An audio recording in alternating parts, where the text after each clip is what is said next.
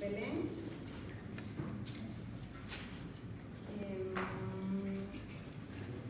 En la liberación había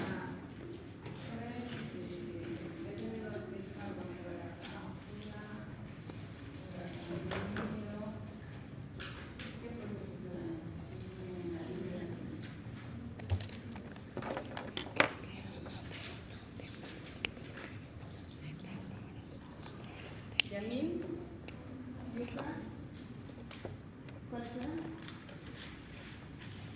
Tiene que ir leyendo y eso vamos a hacer un poquito. ¿Quién se acuerda? ¿Nadie? Desagregación, desintegración.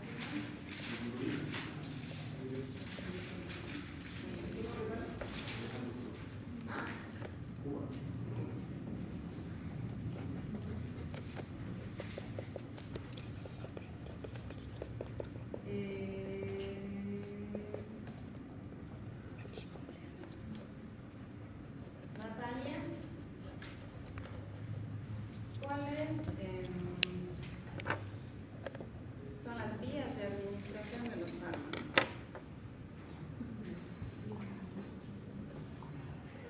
Natalia Ruiz.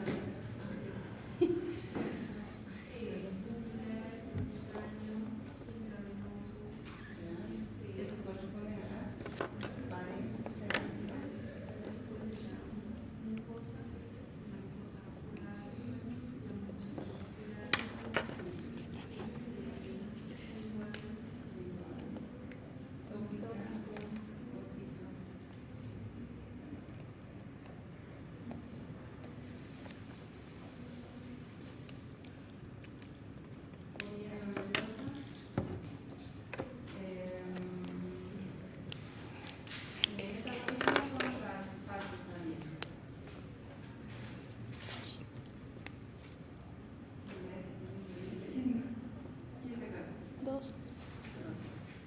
¿Cuáles serán?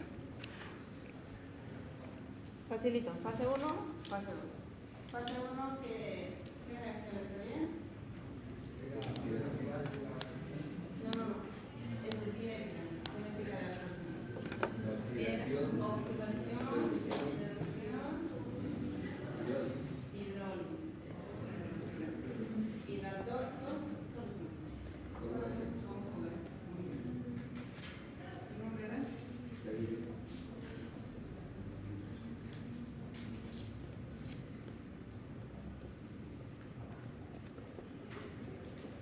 Mauricio.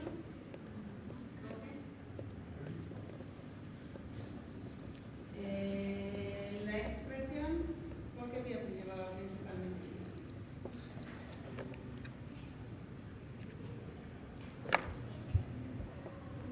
Yo por el hígado. Es una vía de eliminación, pero ¿cuál es la principal? Era La renal. ¿Y qué pasa tenía? ¿Quién se acuerda? Filtración molecular, secreción celular y reabsorción.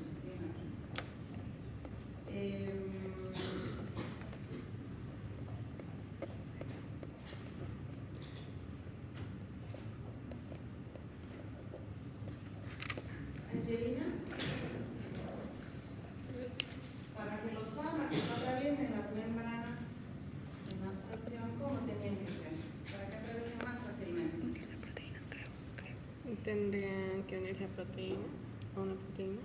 Eso es en la distribución. Ya. ¿Cómo tienen que ser grandes o pequeños? Pequeños, ¿Hidrosolubles o liposolubles? hidrosolubles.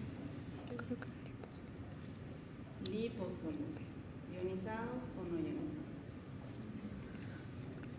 No ionizados, ¿no?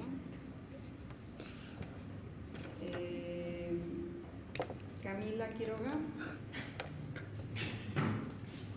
Y para que se eliminen, o sea, el metabolismo tiene que transformar los fármacos en líquidos.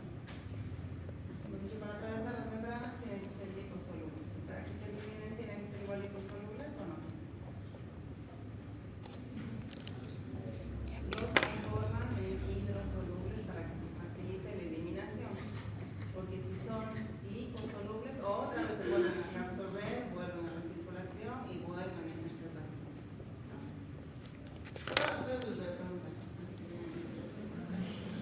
Ahora vamos a ver farmacodinámica. ¿Quién se acuerda? Varias drogas, ¿eh? Por ejemplo, la cocaína. Y también estas acciones pueden ser reversibles o pueden ser irreversibles. Por ejemplo, los AINES. Cuando yo utilizo un ibuprofeno, esta acción es generalmente reversible. Esa es su acción y luego vuelve el cuerpo a estar como habitualmente normal. Pero hay otro AINE que tiene una acción irreversible, que es el ácido acetilsalicílico, que se conoce como aspirina. ¿Y por qué es irreversible? Porque este dura toda la vida que tiene la plaqueta. ¿La plaqueta cuánto tiempo vive? 120, 80. ¿Los glóbulos rojos?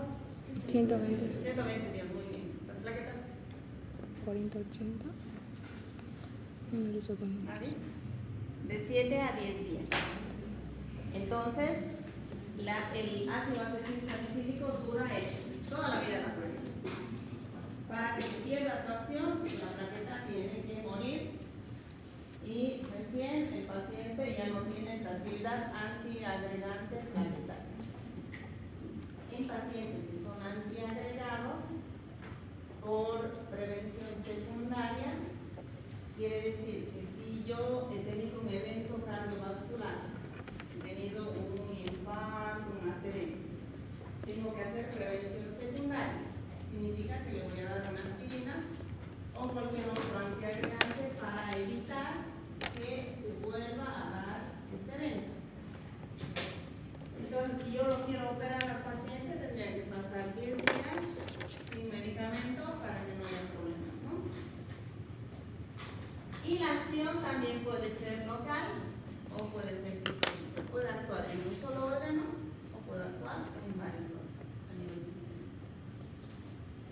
También los fármacos van a tener un efecto en el cuerpo. Y esta va a ser la manifestación que tiene el fármaco.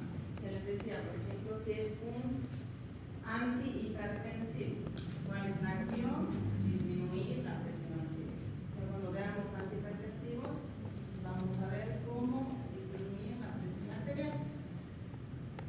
Este efecto puede ser terapéutico como tratamiento antihipertensivos, antidiabéticos, antibióticos, pero también tiene un efecto colateral. Quiere decir que tiene un efecto adverso. Los corticoides, por ejemplo, me hacen bien en ciertas patologías porque son antiinflamatorios potentes, ¿no?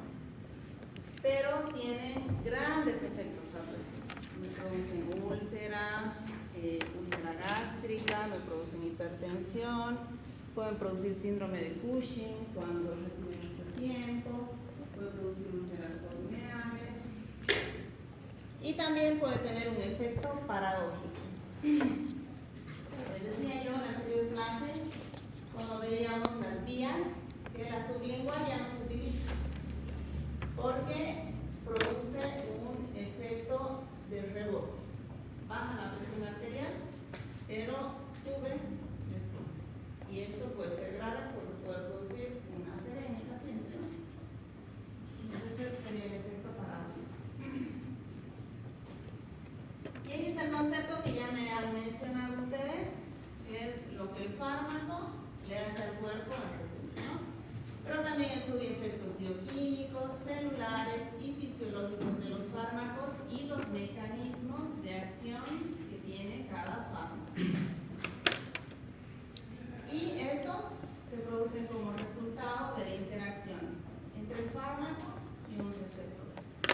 hemos dicho que el receptor generalmente es una proteína o un componente macromolecular. El síntesis es una proteína o un grupo de proteínas. Ahí está el concepto del receptor o plano de fármaco, que es una macromolécula celular, una proteína o un complejo macromolecular, con el cual va a interactuar el fármaco para producir un efecto. ¿Atiendan? O les voy a preguntar. Y con esto vamos a obtener una respuesta, ya sea celular o una respuesta sistémica. Y eso también ya les he dicho al inicio, ¿no? Los fármacos no crean nuevas funciones, sino lo que hacen es alterar la velocidad o magnitud de una respuesta celular, ya sea aumentándola o estimulándola o deprimiéndola.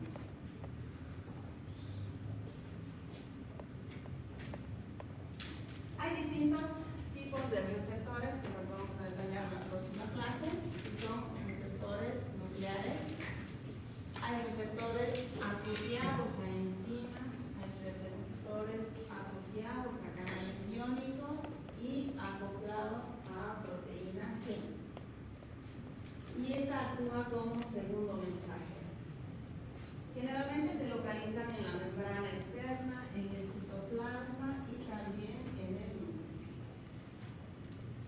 En la primera diapositiva veíamos que hay una acción farmacológica y un efecto o respuesta, ¿no? La acción es el conjunto de modificaciones que produce el fármaco sobre el organismo, mientras el efecto son los cambios que yo puedo observar o que puedo medir. En un antihipertensivo yo le tomo la presión y veo que está alta la presión, ¿no? Y posterior al fármaco yo puedo volver a medir la presión y veo que está disminuyendo. Esto a consecuencia de la acción farmacológica con el tratamiento que nosotros hemos dado, ¿no? Y pueden ser estimulantes, depresores, irritantes, de reemplazo en caso de un paciente hipotiroideo, significa que no está produciendo hormona tiroidea de manera normal. Entonces yo tengo que reemplazar esa función administrando levotiroxina, que es una hormona tiroidea, ¿no? Ahí sería reemplazo.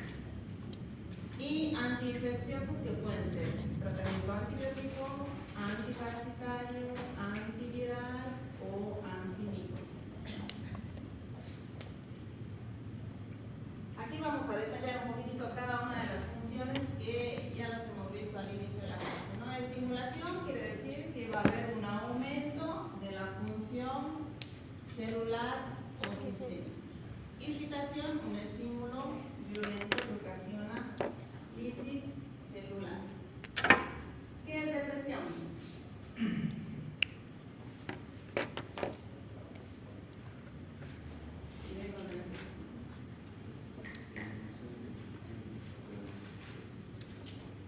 Disminución de la función de un órgano o sistema. Aquí después va a llegar el examen y no van a saber. Ya les dije que yo no les aumento. Función del reemplazo, que es cuando el fármaco corrige un déficit de sustancia, lo que les decía de la hormona tiroidea, o el caso de los anticonceptivos orales también, ¿no? Antiinfecciosa, que actúa sobre patógenos, ya sea antibióticos, antivirales, antimicóticos, y permisiva, que favorece la acción de otras sustancias. En este caso, por ejemplo, cuando uno o dos antibióticos que de manera separada no tienen la misma acción, pero si uno trimethoprim con sulfametoxazol, que en conjunto hacen un fármaco que se llama cotrimoxazol, sí tienen buena acción antibacteriana. Todos estos serán acciones. Y ahora los efectos pueden ser primarios, que es el efecto que yo quiero obtener. Si utilizo un antidiabético, el efecto que yo quiero obtener es que me baje la glucemia en el paciente, que me disminuya los valores de glucemia. Placebos son fármacos que no tienen ninguna acción, ¿no? Que nosotros a veces usamos en pacientes HI, les llamamos pacientes que sin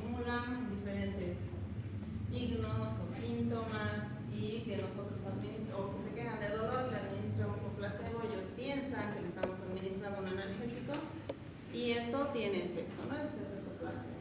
Efecto indeseado son todos los efectos colaterales que tienen los fármacos, como lo que se explicaba de los corticoides. Efectos colaterales son efectos indeseados a consecuencia directa de la acción principal del fármaco.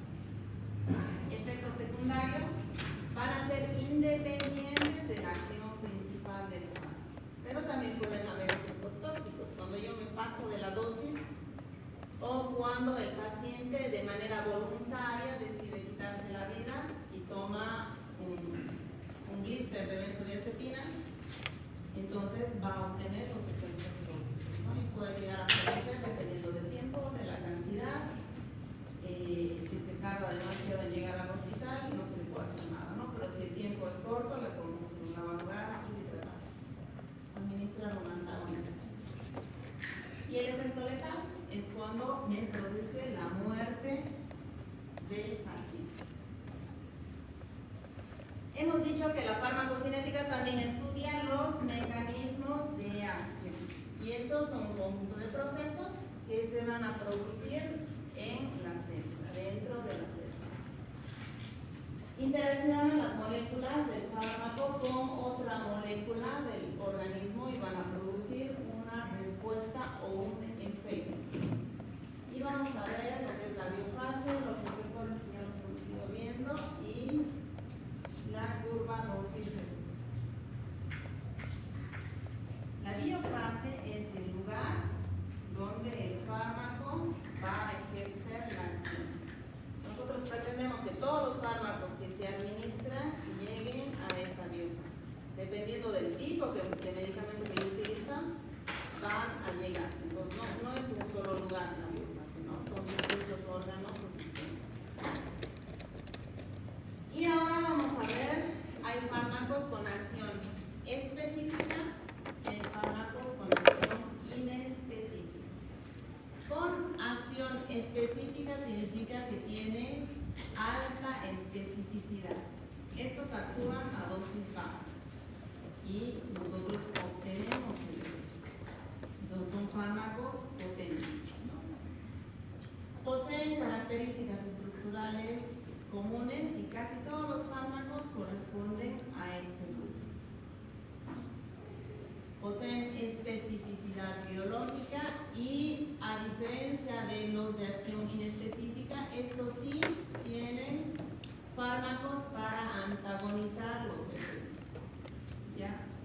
Si yo tengo un paciente intoxicado con benzodiazepinas, les decía que toma, ¿cuáles son benzodiazepinas? ¿Conocen algunas? Clonazepam, diazepam, clorazepam, midazolam. Bueno, si el paciente viene intoxicado con esto, yo tengo que utilizar un antagonista. Y el antagonista se llama flumazenil. O sea, yo puedo revertir la acción de este fármaco. Entonces, esos corresponden a los de acción específica. Y los de acción inespecífica,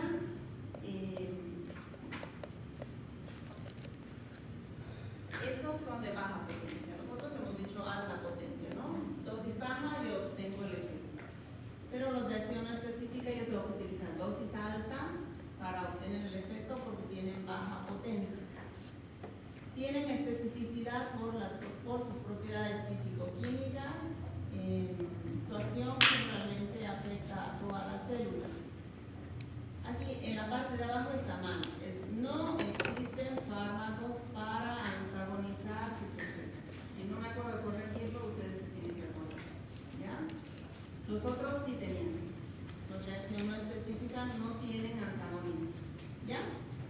Ejemplos: etanol, anestésicos, bicarbonato o los gelanos. Y los receptores farmacológicos son moléculas proteicas que se ubican en la célula, en la membrana o a nivel intracelular. Y se producen uniones fármaco-receptor, que generalmente son reversibles y son largas. Los receptores entonces se definen como moléculas con los que los fármacos son capaces de interactuar de manera selectiva. Y lo que van a producir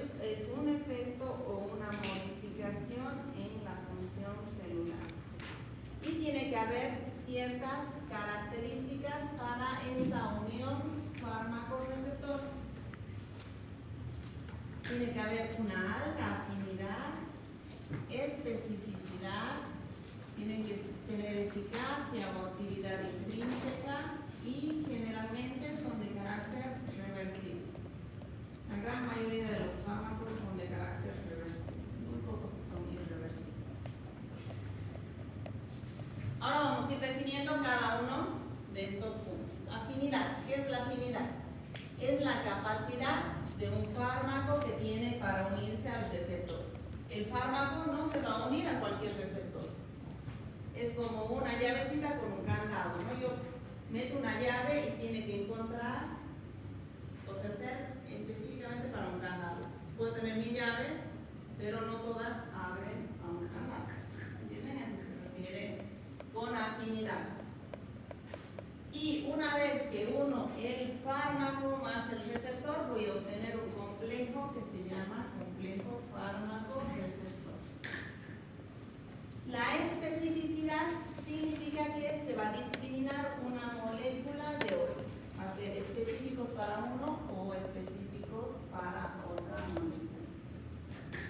Y la eficacia o la actividad intrínseca es la capacidad para producir la acción. Eso es la eficacia. Un fármaco es eficaz cuando produce la acción que yo estoy buscando, el motivo por el cual yo estoy administrando este fármaco, ¿no? Y para esto tiene que unirse al receptor, activarlo y de esta manera yo obtengo la respuesta. Y vamos a obtener un efecto, ¿no?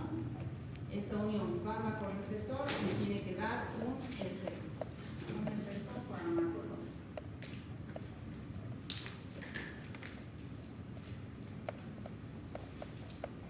Aquí tienen 3 fármacos. ¿Cuál es el que tiene mayor eficacia? A, B o C. ¿Por qué se la hace? Porque yo obtengo el 100% del efecto, ¿no? Y ahora vamos a ver cuáles son agonistas puros o agonistas irreversibles, agonistas parciales, que vamos a ver. Los parciales son los que obtienen menos actividad o son menos eficaces. Entonces tiene mayor eficacia el que obtenga mayor acción, el 100% de la acción fármacológica.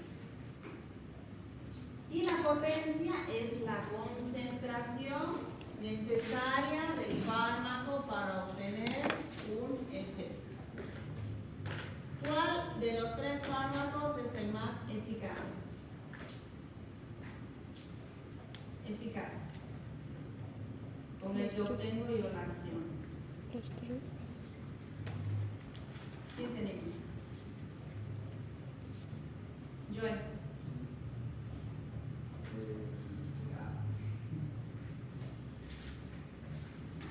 ¿Quién dice lo mismo? ¿Quién dice lo contrario? Levanten las manos los que dicen A. Los que dicen B. Los que dicen C. En sí no dicen nada. En realidad los 3 son eficaces, porque con los 3 estoy obteniendo el efecto máximo, estoy obteniendo el 100% de la acción. Pero aquí vemos lo que es potencia. ¿Y es más potente cuál? El A. ¿Por qué?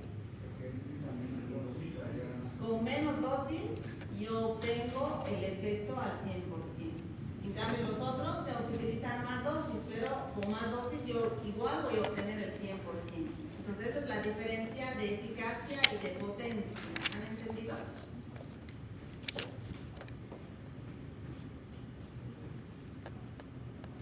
También puede haber una regulación de los receptores que es down regulation y up regulation. Regulación a la baja significa que hay una disminución de los receptores disponibles y puede haber un estado de desensibilización, mientras que up regulation es un aumento de la síntesis del receptor, con un aumento de la afinidad y de la sensibilidad. Esto puede pasar cuando hay un uso prolongado de antagonistas que son competitivos. Es importante también saber qué es tolerancia. Tolerancia es la disminución que se da de manera gradual. Significa que hay una disminución lenta del efecto de un fármaco cuando se administra de forma repetida. Cuando yo administro benzodiazepinas a los pacientes, primero con administrar clonazepam 0,5 miligramos, yo logro el efecto. ¿Qué es el efecto? ¿Cuál es la acción que tiene esto? Producir somnolencia en el paciente, ¿no? El paciente se duerme tranquilo después al día siguiente. Pero pasa una semana, 2 semanas, depende mucho de la situación del paciente, si tiene comorbilidades y demás, ¿no? Entonces el paciente va desarrollando tolerancia, significa que va disminuyendo el efecto del fármaco. Entonces yo tengo que administrar una dosis mayor. Si le administraba 0,5 y el paciente ya no duerme, tengo que subirle a 1 miligramo. Eso es tolerancia, que va disminuyendo gradualmente el efecto del fármaco. Entonces yo voy a necesitar dosis mayores para obtener el mismo efecto que yo tenía en un inicio. Algo así como resistencia. Entonces por eso es que no es bueno tomar las benzodiazepinas, ¿no? Generalmente es mejor iniciar con otros no benzodiazepínicos, se llaman, para que el paciente, o sea, inductores del sueño, ¿no? Pero hay veces que ya no es suficiente y hay que usar lo más potente. Y taquifilaxia es lo mismo, pero de manera brusca. Se pierde la acción de manera brusca. Esa es la diferencia de tolerancia y de taquifilaxia. Vamos a ver también cuáles fármacos son agonistas y cuáles fármacos son antagonistas.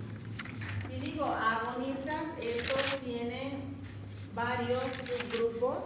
Es agonista cuando el fármaco se une al receptor y yo voy a obtener una respuesta. Entonces el fármaco va a tener afinidad, se va a unir al receptor que él necesita y voy a obtener o va a ser de manera eficaz para obtener la respuesta.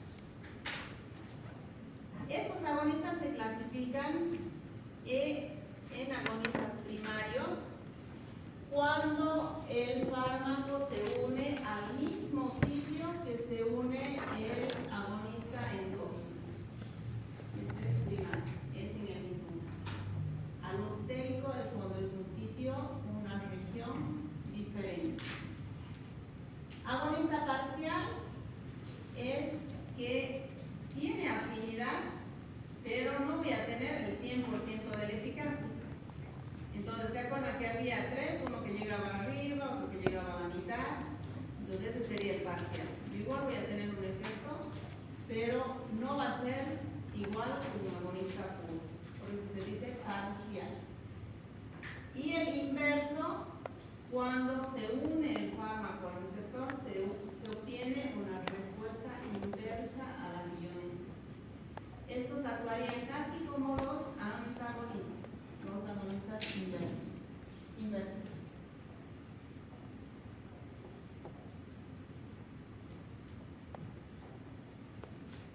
Esto es la misma tablita que hemos visto en un inicio, donde está la potencia. El fármaco más potente en la parte de arriba es el rojo, ¿no? Que a menos dosis yo obtengo el efecto o la acción farmacológica. Y en el de abajo se ve un agonista completo cuando yo administro el fármaco y obtengo la acción en un 100%, y un agonista parcial de color morado donde se obtiene al 50, 40, 60%, ¿no? No se obtiene en un 100%.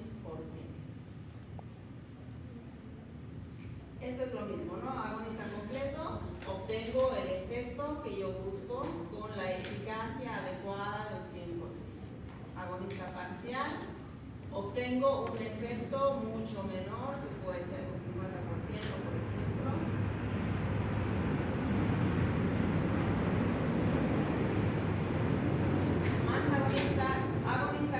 Antagonista competitivo, ya lo vamos a ver un poco más adelante, y agonista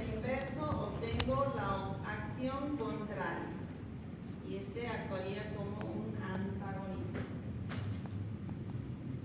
Entonces, ¿qué es un fármaco antagonista? Es el fármaco que va a actuar igual con un receptor. Siempre en la farmacodinámica tiene que actuar con un receptor, pero la diferencia es que yo no voy a obtener una respuesta, no voy a tener una acción farmacológica, no va a haber eficacia, no va a ser eficaz. Entonces, este fármaco para unirse al receptor tiene que tener afinidad, pero no hay eficacia porque no tengo acción. Ese es el antagonista. Y este antagonista, igual que los agonistas, se dividen en varios grupos, ¿no? Los antagonistas competitivos, aquí en Dan, resulta de la competencia con un agonista por el mismo sitio que se une la sustancia endógena. Este es el competitivo. Compiten por unirse con el lugar que se va a unir la sustancia endógena. El alostérico, hemos dicho, con un lugar o sitio diferente. El antagonista químico es el que se va a combinar con el agonista, y el antagonista funcional inhibe indirectamente los efectos fisiológicos del agonista. También hay antagonistas irreversibles. Estos, su nombre lo dice, ¿no? Se unen de manera irreversible con el receptor. Y de esta manera el receptor ya no está disponible para unirse con otro fármaco para ejercer la acción. Entonces, al unirse, no va a haber un efecto terapéutico, no va a haber una respuesta por parte del paciente. Los antagonistas parciales producen la mitad del efecto o menor efecto que los agonistas completos.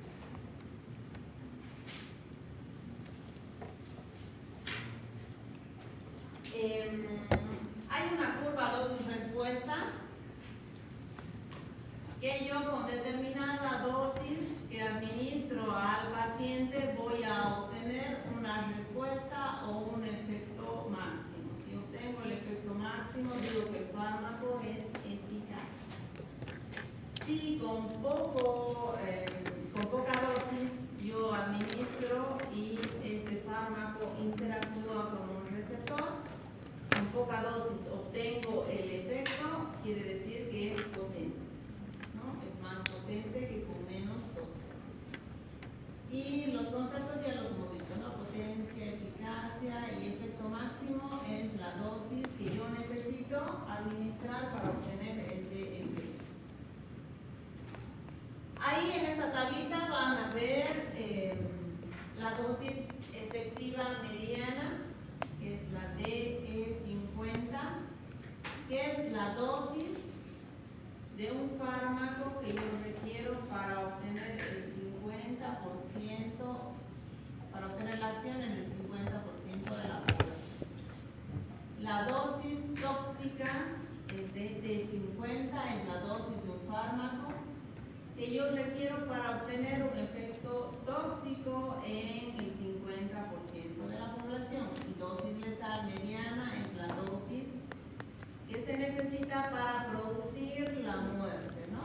En el 50% de la población.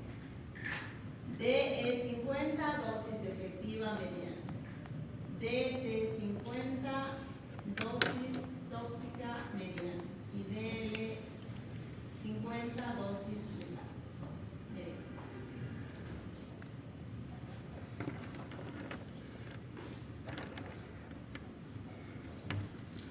En esta tablita se ve la relación entre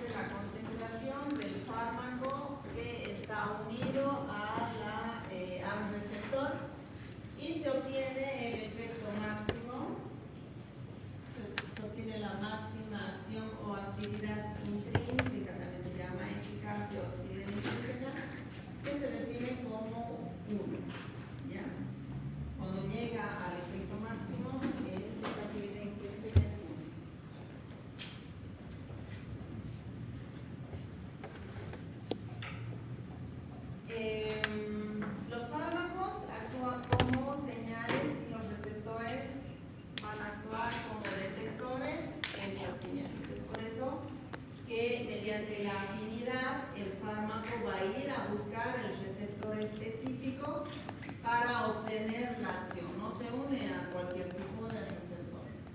Los segundos mensajeros o moléculas efectoras son parte de la cascada de eventos que traducen la unión de un agonista en una respuesta celular.